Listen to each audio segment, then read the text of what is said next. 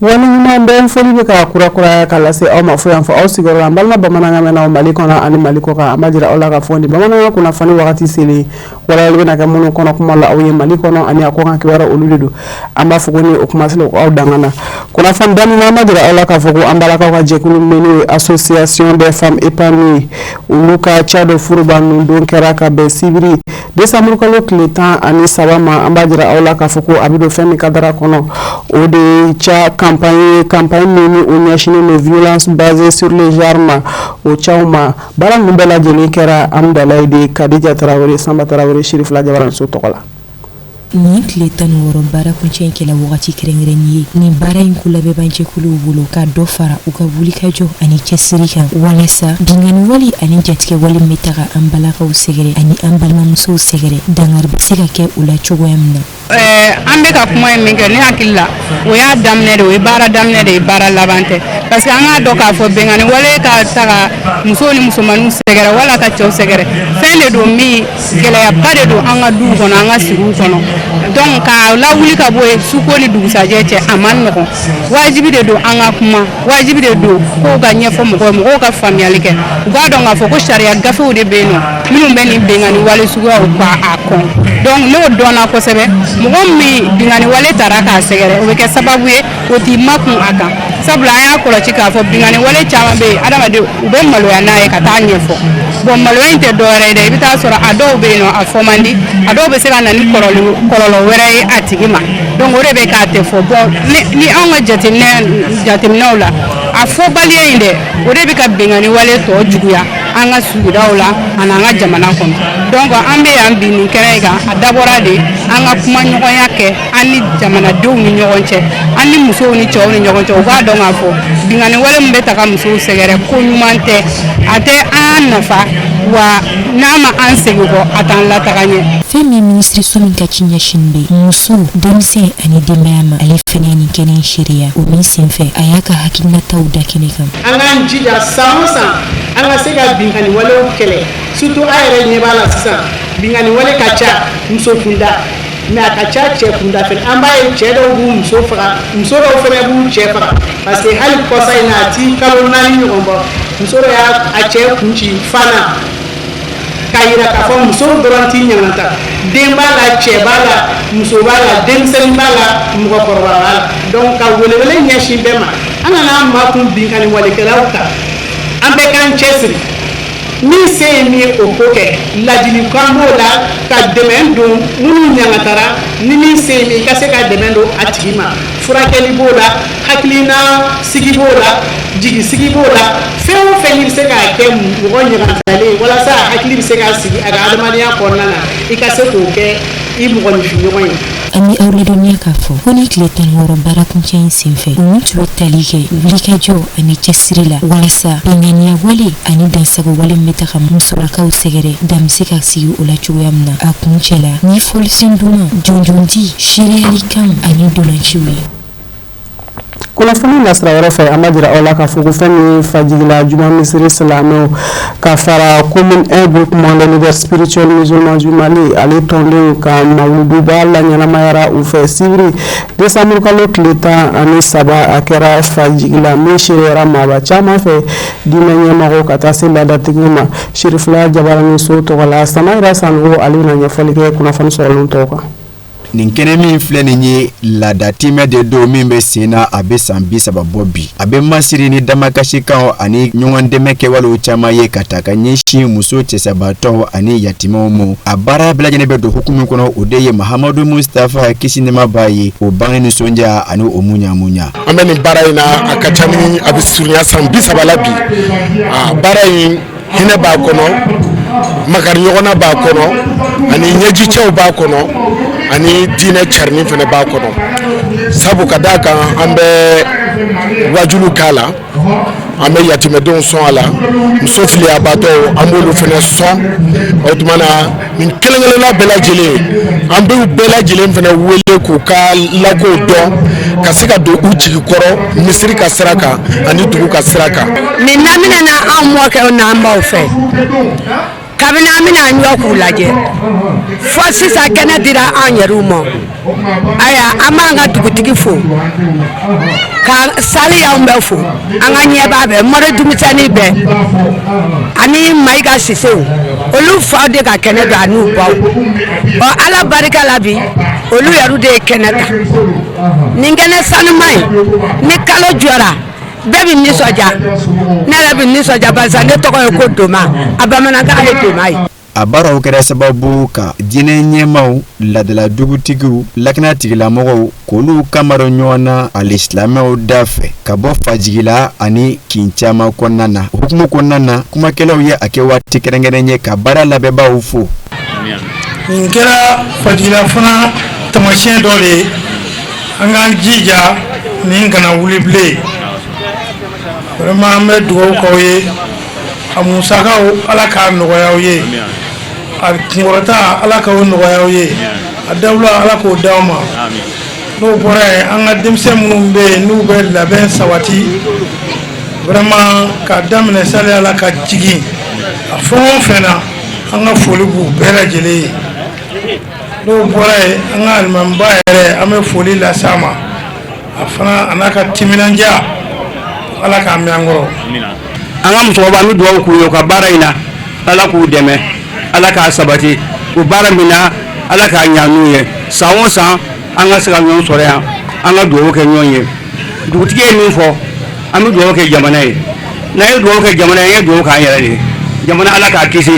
jamana ala k'a latanga waso ala k'u fanga se ala k'u fanga se dugutigi ye fɔ ni foli segin a ma. O kɛtɔ k'o kansiɔn sɛbɛnkɔrɔ yira ka sanga ni alisilamɛw bɔlen ka caya walasa kana tali kɛ nin baara na min bɛ don Mahamadu Mustafa kisi nɛɛma b'a ye o bange nisɔndiya ani o munyamunya kɔnɔ fo ka se a kɛnɛ labɛn cogo ɲuman ma maa caman ye kɛnɛ in labɛnbaaw fo ni ka sɔrɔ k'a jira k'a fɔ a baaraw ni kɛ ka kan. N ye mawulu bila minɛn kɔnɔ minɛn min n'o ye yatimɛdenw ka hinɛ bolo ta ka se u ma sabu ala kɛra yɛrɛ bangena a yatimɛlama o kama an ye an ka mawulu bila yatimɛdenw sɔnni hukumu kɔnɔna na o bɛ san 30 ɲɔgɔnna bɔ mɔgɔ min bɛna a baara kɛ an bolo san o san o ye an karamɔgɔ a Seyid Seydou Soumané Marani Hayidara ɲina alhamdulilah a y'a denkɛ n'o y'a ka bolokasigi a kan k'o bila ka na o kan ka na sisan kɛnɛ kan ni ala sɔnna ka na jɔyɔrɔ fa ni ala sɔnna ma nisɔndiyalen don an ɲagalen don an yafaralen don ani mɔgɔ y'a daminɛ musokɔrɔbaw la an bɛ ala deli ala y'a caman miniji dɔgɔya dɔw yɛrɛ fana alhamdulilah rabbil alamin o dɔw fana bananen don nka minnu ka kɛnɛ yala bɛɛ la ka dɔ fara u ka kɛnɛya kan minnu fatura ala ka yafa olu ma. Bi y'an jɛɲɔgɔn an baarakɛɲɔgɔn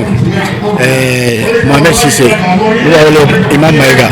n'olu ka mawuludu ye fajigila donc an nana sen jɔ nin kɛnɛ kan san o san fana Seydou Soumané Marani Hayidara yɛrɛ bɛ kɛ yan nɔ mais komi a bɛ tagama la a denkɛ Cheikh Tidiane an bɛ k'o de kɔnɔ sisan yala bi ala dugawu bɛ kɛ jamana in ye su ani tile jamana bɛ kɔlɔlɔ mun na a bɛnna cogo cogo n'ala sɔnna dugawu b'an bɔ a kɔnɔ. A kɛtɔ k'a ka cɛkɔrɔba nɔ nabila a Seydu Sherif Ahmed Tidiane Hayidara a nisɔndiyalen ye baara in labɛnbaaw fo o ka cɛsiri ni jija la a labanna k'a kɛ waati kɛrɛnkɛrɛnnen ye ka ɲɛfɔliw caman kɛ kɛnɛ n'a ɲɔgɔnna fisabanciyaw kan madama Mahamadu Mustafa kisi nɛɛma b'a ye o bange nisɔndiya ani o munyamunyaw waati la kumaba dɔ kɛra dɔnbolo talen ye ka di yatimɛw ma minnu gɛrɛsɛgɛ donna ɲinanta la ka sanga ni sefa wari 150 tila-tilalen o ni ɲɔgɔn cɛ min sera ka fara ɲɔgɔn kan baara labɛnbaaw fɛ. Kumana ko te ko malatigiya ka fisa ni ŋanaya yɛrɛ ye an karamɔgɔ Seydu Sherif Ahmed Tidiane Hayidara ni ale ye an fa ɲuman nɔ nabila kɛnɛ in kan a ye dakɔrɔ fila min sɔrɔ ka kɛ an ka jangaɲamadali kɛ o fɛ. Jɔn kan ka ala fo an ka hɛrɛ sɔrɔtaw la hɛrɛ sɔrɔta min ka bɔ a bɛɛ ye o de ye nin ye n'o ye ala kira dido ye an ma ka kɛ an ka diɲɛ hɛrɛ ye a n'an ka lahara hɛrɛ ye ni minnu sɔnna ka a nɔfɛ tugun o la an nana o kɛnɛ in kan yan laada la ni o ye an karamɔgɔ ani an kɔrɔkɛ n'o ye Sheikh Mohamed Sise an nana a ka kɛnɛ kan ne laada ye a bolo san o san ani ka fara an baw kan o bɛ nin kɛnɛ in sigi ala kira ye ne dalo belebele dɔ ye jɔn bolo lahara i bɛ taa min yira ala la k'a fɔ i ye nin labɛn i ka musaka donna nin na ka zikiriya kɛ lirasuli na sallallahu alaihi wa alihi nin ye fɛnba ye nin ye dalu belebele an filɛ kɛnɛba de ka kɛnɛ min n'a ka bon o la an na o na yan an karamɔgɔw an bɛna o sɔrɔ kɛnɛ kan yan an bɛna an ka dugu maabaw sɔrɔ yan an ka dugutigiw ani an ka quartier ɲɛmɔgɔw ani ka fara an karamɔgɔw kan ka bɔ yɔrɔ caman an bɛna o sɔrɔ kɛnɛ la yan an b'a dɔn ala bɛ waso sangaba mɛlɛkɛw la ni an ka nin sigi in ye an ma siga o la sabu ni ala kira ko sigi ye an bɛ a baarakɛbaw fo an b'an ba ninnu fo Cheikh Cissé a y'o de fɔ a ko a caman seginna ala ma mɛ o seginna ala ma ka don minnu baara o y'o don de sɔrɔ ka ɲini ala ka hinɛ olu silamɛ siw la minnu yɛrɛ bɛ balo la hali bi ala ka kɛnɛya di an n'u ma ala k'an bɛɛ sago di ala k'an ka laɲiniw sabati ala ka ɲinifɛnw nɔgɔya bolo filaba fabɛn na n'o ye Cissé yɛrɛ ye ani ka fara a baara ɲɔgɔn kan u seko la wulikajɔ la yatimɛdenw ka u kɔngɔ bɔ ka u fɛrɛ o sara bɛ ala bolo mɔgɔ mɔgɔ ka dɔrɔmɛ don o sira kan siga foyi t'a la ala dama de bɛ o baraji hakɛ dɔn sabu kuranɛ bɛ kuma o kan u ka hakɛ kan n'o ye yatimɛdenw ye maa minnu jan b'u la a b'olu ka hakɛ fɔ wa maa minnu yɛrɛ jan bɔra yatimɛw la kuranɛ b'u fɛnɛ ko fɔ o bɛ wasa bɔ bɛɛ ye o la k'a ɲini ala fɛ san caman bɛ ala bolo ala k'o yira an na hɛrɛ la ala k'an sago d'a ma ala k'an ka laɲiniw sabati ala ka ɲinifɛnw nɔgɔya ala k'an n'aw kɔrɔta ala k'an n'aw wasa ala k'o k'a ka alaya kama ni ala kira hɔrɔma ye sɔlila muhammadin wa salamu alaikum wa rahmatullahi ta'ala wa barakatuhu. ala ka ni duwawu sanuma min bɛɛ lajɛlen minɛ an bɛ bɔ fajigila k'an kun da bangɔni janganabugu ka bani ka golo kan sigi Seydi Cherif Ahmed Tidiane Aidara a ye silamɛya dɛmɛtɔn Ansar tɔnw bisimila ka bɔ Bamɔ dɔgɔkun tɛmɛnen na fɛn min fana sɔrɔla o kɛnɛ kan Abdulkarim Sako a bɛna ɲɛfɔli kɛ o kan. Nin ye laada ye Ansaru u bɛ taa u ɲɛ da an karamɔgɔ Seydi Cherif Usman Madani Haidara n'a ka denbaya la Bankɔni na ka duwawu ɲini u fɛ ni ka duwawu kɛ u ye o hukumu de la Bamɔ komite Ansaru u wula ka taa u ɲɛ da an karamɔgɔ ka denbaya kan u selen an karamɔgɔ denkɛ Cherif Ahmad Tidiane Haidara ale u bisimila Cherifla duba bɛɛ lajɛlen tɔgɔ la na ko min bɛ komite mɔgɔw la o de ye kana fɔ kana u ɲɛ da an karamɔgɔ na ka denbaya kan ka duwawu kɛ u ye ni ka duwawu ɲini u fɛ u ka komite ani komite denw bɛɛ lajɛlen bɛ se ka sabati cogo min na ni k'u ka ɲinifɛnw nɔgɔya u ye u y'a yɛrɛ k'a fɔ u nisɔndiyalen don baw an karamɔgɔ denkɛ Cherif Ahmad Tidiane Haidara a y'u bisimila bonya ani nisɔndiya kɔnɔna na u ka nisɔndiya yira ni ka duwawu kɛ Cherifla duba bɛɛ lajɛlen ye. donc tiɲɛ yɛrɛ la an ka ɲɛ da Cherif ka wula in na a kɛra anw ma nisɔndiyakoba de ye hami minnu tun b'an na an y'a dɔn ala sɔnna olu bɛɛ dilanni ma degun minnu b'an kan an y'a dɔn ala sɔnna olu bɛɛ wulilen don wa mago o mago b'an na diɲɛlatigɛ mago lahara ta la an y'a dɔn ni Cherif wele k'an ɲɛ d'a kan ala bi sɔn ka olu bɛɛ dilan ye parce que ala ye an kɛrɛnkɛrɛn wula na kan an kunna jan mɔgɔw bɛ yen nɔ tɔnenw don nka olu tɛ Cherif ye san yɛrɛ kɔnɔna na bon ni ala sɔnna anw yɛrɛ kana anw ɲɛ d'a kan an bɛ ala fo ka ala barika da k'a ɲini ala fɛ si kunnalaja ani labanko ɲuman u bɛ ala bolo ala k'o d'a ma a mago bɛ diinɛ in na cogo min na ala k'o sabati a bolo a mago bɛ diinɛ in na cogo min na ala k'o sabati a bolo maakɔrɔ ninnu ala k'u mɛn a kɔrɔ a dɔgɔnin ninnu yarabi ala k'u k'a nɔfɛ tuguba ɲuman ye vraiment a ye duwawu sanuya min kɛ an ye an b'a ɲini ala fɛ yarabi ala k'a minɛ ani ansɔrɔ ɲuman bɛɛ lajɛlen ye ani jamana bɛɛ lajɛlen ye a yeli yɛrɛ o ye nisɔndiyaba de ye anw bolo quoi an b'a dɔn k'a fɔ mɔgɔ mɔgɔ nana ni hami ye ninnu fɛ yan Cherif ye duwawu min kɛ a bɛ minɛ bɛɛ lajɛlen ma Cherif mɔgɔ min de don n bɛ dɔ dɔn a la n'a jɛra a ka ca ni san 30 ye n b'a dɔn a t'a yɛrɛ bonya mɔgɔ ma donc o la o yeli mɔgɔw fɛ ni mɔgɔ min b'a dɔn vraiment a folida tɛ anw bolo. an sera ka na bɔ an karamɔgɔ n'a ka denbaya la ka na duwawu k'u ye ka tila ka duwawu ɲini u fɛ a diyara an yɛrɛ a yɛrɛ yelen an ma o kɛra an ma bonyaba ye o kɛra an ma nisɔndiyaba ye an b'a fɔ ka waleɲuman dɔn a n'a ka denbaya bɛɛ lajɛlen a y'an kunbɛn ni nisɔndiya ni farifoni min ye ala k'a kɛ bɔda an n'a ye yarabi ala ka hɛrɛ k'a n'a ka denbaya bɛɛ lajɛlen aman karamɔgɔ yɛrɛ fo n'o Sherif Usman Madani Haidara a bɛ taama yɔrɔ Ala ka segin n'a ɲuman ka n'a ɲuman sɔrɔ. Ni baaraw kɔni kɛra an karamɔgɔ Sherif Ahmad Tidiane Haidara a yɛrɛ nisɔndiyalen kɔrɔ a y'a yira k'a fɔ a nisɔndiyalen ye u bisimila karamɔgɔ ni denbaya bɛɛ lajɛlen tɔgɔ la ni ka baaraw kuncɛ ni dugawu don ye nabaw bɛɛ lajɛlen ye. Kunnafoni nasira wɛrɛ fɛ an b'a jira aw la k'a fɔ fɛn min ye AJPM tɔndenw ale ni Union des radios pour l'orpaillage o jɛkulu u ye jɔnjɔn di kɛnɛ dɔ sigi sen kan ka bɛn sibi décembre kalo tile 13 ma walasa cogoya min na san 2025 ma cɛsirilenw ka se ka nisɔndiya ni waleɲumandɔn kɛ o ye cɛw la musow la ma tanbɔɲɔgɔnw taara u fɛ Sherifula Jabaramuso tɔgɔ la Safiatou Siribe Ibrahim Kulibali olu ka sɔrɔlenw don.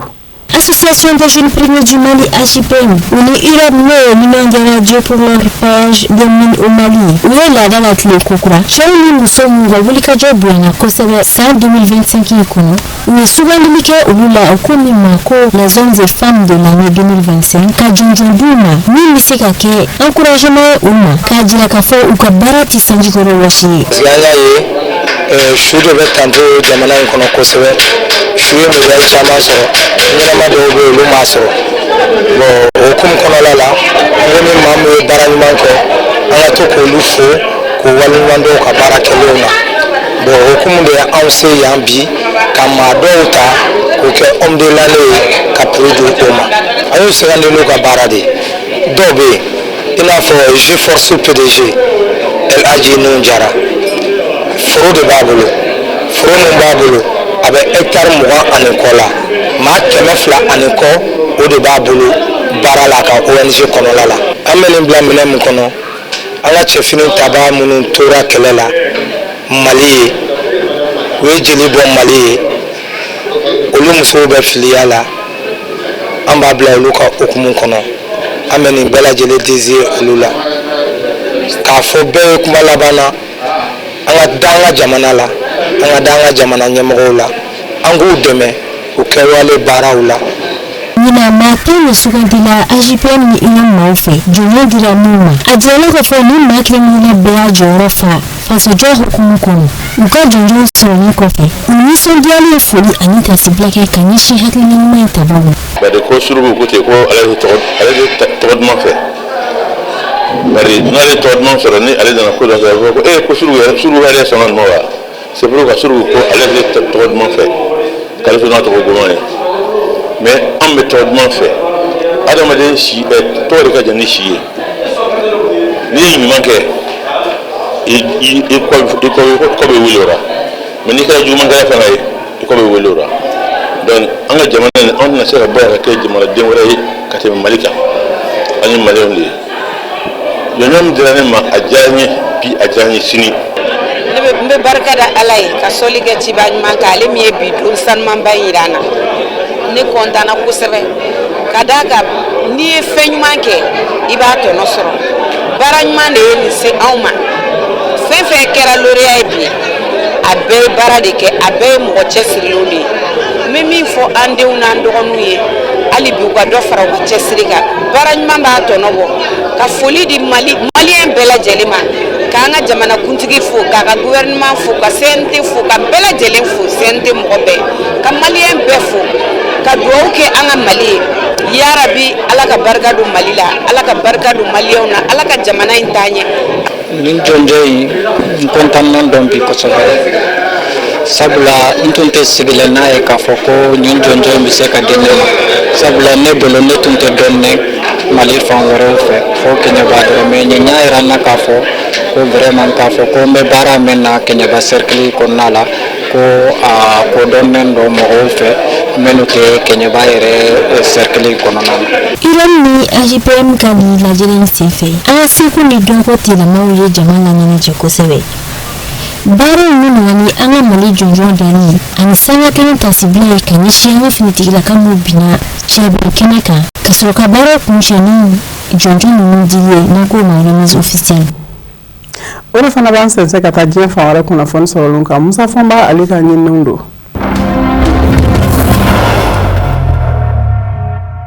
Farafina tile bɛ yanfa jamana 12 CEDEAO u ye lajɛ kɛ Nigeria duguba la Abuja ka bɛn ni dimanche décembre kalo tile 14 ye u bɛna ka k'a fɔ u bɛna kɛlɛbolo bɔ teliyala ka ɲɛsin CEDEAO jamanaw basigili ma. Hakilina in bɛ ka taa kuma na CEDEAO fɛ ka bɛn ni basigibaliya ye a jamana dɔw la ka fɔ b'a fɛ ka jaso jamanaw minnu na i n'a fɔ Benin jamana a fɛnɛ jasura Guinée-Bissau kaw fɛ yen hali n'o y'a sɔrɔ maa caman kɛmɛ ka jigiya ka fɔ jaso tɛ. Julius Maada Bio n'o ye Sierra Leone jamana ɲɛmaa ye ale de fɛnɛ ye CEDEAO ɲɛmaaya munumunu da ɲɛmaa ye bi. A ko CEDEAO a ministre minnu ɲɛsin bɛ sɔrɔkow ni musakakow ma a n'a surasiya u bɛ ka baara caman kɛ nafolo min kan ka bɔ ka bila u ka kɛlɛbolo ka bolo kan n'a kɛlɛbolo maa bi taa 1650 la yanni san 2026 ka kunjɛ o nafolo bɛ se ka sɔrɔ cogo min ko bɛ ka ɲɛɲini. Julius Maada Bio y'a yira fana k'a fɔ a ka kan kɛlɛbolo in ka bɔ k'u ka jamana ninnu lakana. A ko farati min bɛ CEDEAO kɔnɔ na n'o ye lakanabaliya farati ye kɛrɛnkɛrɛnnen ɲɛna minnu kɛmɛ ka silamɛya diinɛ berefini biri u yɛrɛ kan ko a bɛ diyagoya CEDEAO ka a ka kɛlɛbolo bɔ k'olu kɛlɛli daminɛ. A da sera CEDEAO tɔgɔla nafolo fɛnɛ ma min kan ka bɔ san 2027 ka faransi fa nɔna bila jamana bɛɛ ka dunda bi kɛ o ye. CEDEAO ma ɲɛmaw lajɛ in sɛbɛ o y'a jira k'a fɔ wale min kɛra Guinée-Bissau ka fanga yɛlɛma ka sɔrɔ kalata tɛ k'a ma bɛn u ma minnu y'a kɛbaw ye n'u m'u cogo dɔn k'u b'u ɲangi. Min fɛnɛ porokotora Benin u y'a jira k'a fɔ o fɛnɛ ma bɛn o ma k'o de y'a to Nigeria jamana ni o ye CEDEAO tɔn jamana dɔ ye o sina ka teliya ka kɛlɛbolo bɔ kɛrɛnkɛrɛnnen ɲɛna a ka kɛlɛkɛ pankurun ani duguma kɛlɛcɛw k'olu fara bɛ kɔnɔwari kɛlɛcɛw ka bi Benin baba la Cotonou ko don nataw la CEDEAO jamana wɛrɛw i n'a fɔ Ghana ni Sierra Leone olu kɛlɛcɛw bi taa fara u ka Benin baba la Cotonou. Afrique du Sud jamana ɲɛmaw ye a jira k'a fɔ u ma jɛ ni u dɛni ye kɛrɛfɛ jɛkulu kɔnɔ jɛkulu min wele ko G20 ni o ye diɲɛ dankɔrɔba 20 ka jɛkulu ye. Afrique du Sud kaw ka minisiriso min ɲɛsin bɛ Afrique du Sud ni jamana wɛrɛ ni ɲɔgɔn cɛ ko ɲɛnabɔ ma a minisiri ye laseli kɛ Afrique du Sud kunnafonidisoba la k'a fɔ Afrique du Sud y'a ɲini jɛkulu jamana tɔw fɛ G20 kɔnɔ lajɛ min bɛna kɛ Amérique duguba la décembre kalo tile 15 na tile 16 nata u da ka se ko in ma Amérique jamana ɲɛmaa ye k'a fɔ jɛma kɛ n'a ye baw G20 sariyaw la ni maa ma ɲɛ ko i bi den kɛrɛfɛ k'i sen di ye G20 lajɛ la o b'a sɔrɔ bɛɛ de farala ɲɔgɔn kan ka hakilina ta maa kelen tɛ se k'a ta i yɛrɛ tunna k'a diyagoya jamana dɔ kan k'a den kɛrɛfɛ ko wa k'o de kɛtɔ filɛ nin ye Afrique du Sud jamana la Amérique jamana n'a ɲɛmaa Donald Trump fɛ. Afrique du Sud kaw ka minisiri ye a jira k'a fɔ a ye jamana tɔw ɲɛmaw wele u bɛɛ lajɛlen sarati k'a di a ma k'a fɔ n'u ye ɲɔgɔn sɔrɔ Amérique duguba la décembre kalo tile 15 na tile 16 Donald Trump fɛ yen Washington u na kɔrɔfɔ in lase Amérique jamana ɲɛmaa Donald Trump ma k'a ɲininka yala a ye ko in kɛ ka da mun kan k'a sabu kɛ nin t'a kɛcogo ye. Amérique jamana a nana G20 ɲɛmaaya la décembre kalo tile gali lajɛ min kan ka kɛ n'o ye G20 nɔnabilaw ka lajɛ ye u bɛ wele ko Sherpaw o lajɛ min bɛna kɛ décembre kalo tile 15 na tile 16 Amérique duguba la Washington Donald Trump fɛ yen Donald Trump de ye wele bila jamana tɔw bɛɛ lajɛlen ma fɔ Afrique du Sud jamana wa Donald Trump y'a yira fana k'a fɔ san 2026 G20 ka lajɛ min kan ka kɛ Afrique du Sud tɛna ye a la Amérique jamana kɔnɔ gwɛlɛya de bɛ Afrique du Sud jamana ɲɛmaw ni Amérique jamana ɲɛmaa Donald Trump cɛ ka sabu kɛ Afrique du Sud jamana kɛmɛ ka jɔyɔrɔ min da Palestine lapasali la ani Bani Israël cɛ o bɛn tɛ Amérique jamana mu o tɛmɛnen kɔ Afrique du Sud jamana ye wuli ka jɔ kɛ ka se diɲɛ seleke naani bɔgɔ jeninen kan ni Bani Israël ma ɲɛmaw tɔgɔ ye ko u ka kiiri o bɛn tɛ Amérique jamana ɲɛmaw mu mandat d'arrêt bilan bɛ Bani Israël ɲɛmaa Benjamin Netanyahu nɔfɛ diɲɛ seleke naani setigi jamanaw ka kiiribulon cour pénal international CPI fɛ hali ni CPI tɛ se ka ko in bɔ a sira fɛ k'a fɔ a dala dama o ma bɛn Amérique jamana mu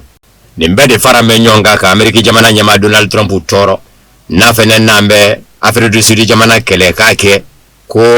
farajɛ minnu bɛ Afrique du Sud dugukolo kan ko tɔɔrɔ siya bɛɛ lajɛlen dɔ bɛ ka da olu kan Afrique du Sud farafin manga fɛ ko kumana ko Afrique du Sud jamana ɲɛmaaw kan ka ɲangi.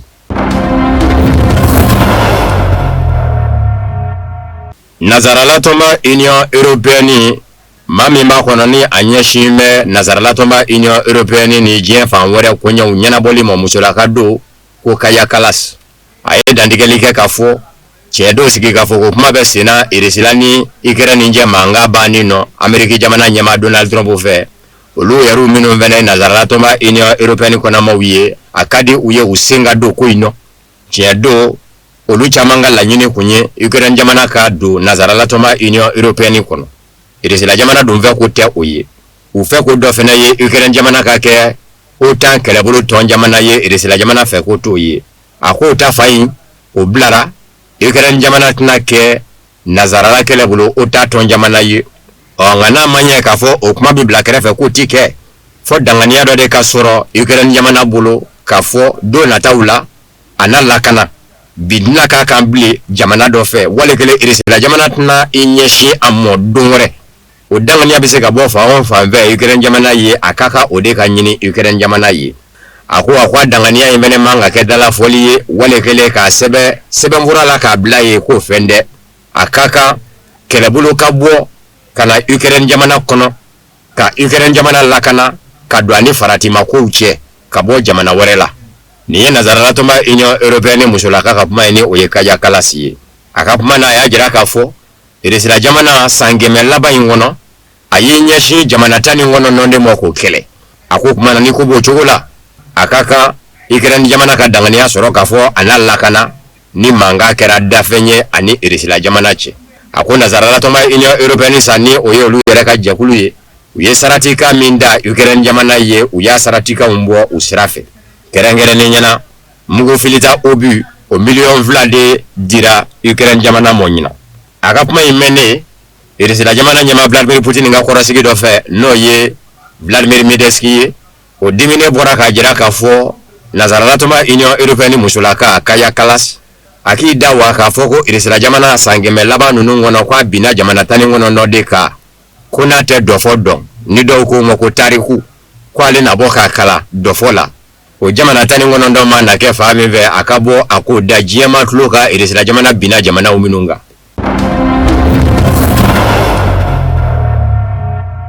nazarala toma Union Européenne nyama una fere bela jele ke sigika fo mime sina irisilani igere ninje ka dasa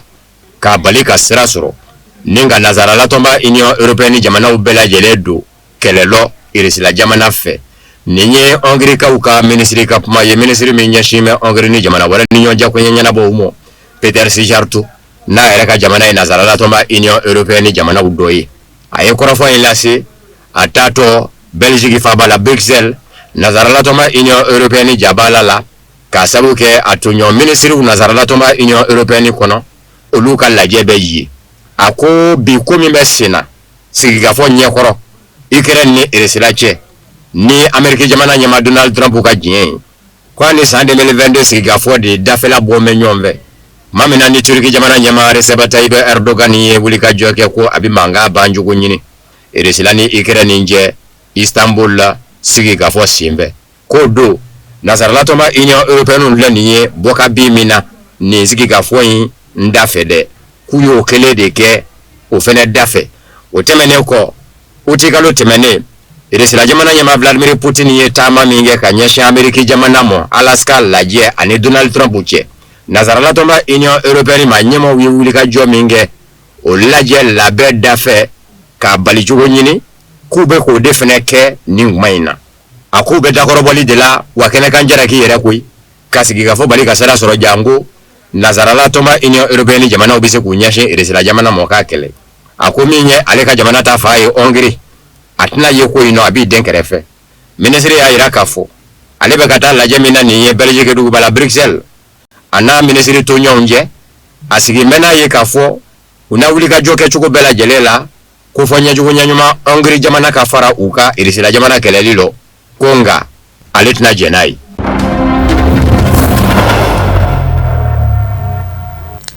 kafo ka wali nyumano ka jira ola ka fuko ni fana be danse ki biba manga kuna foni solo na munu la bena kuna foni diso nyama so fe ka beneni pumanyi au ni che akanyama dalula akambe wotana ndala nala manga jo ana